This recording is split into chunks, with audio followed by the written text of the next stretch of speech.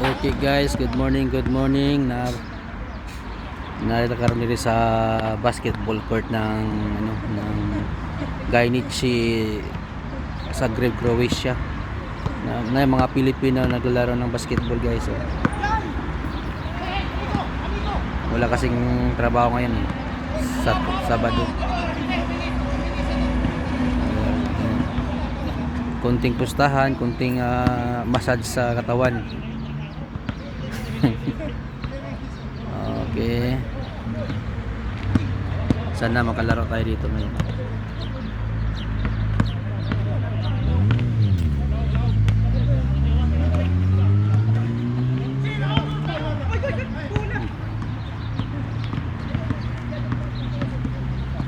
Yeah.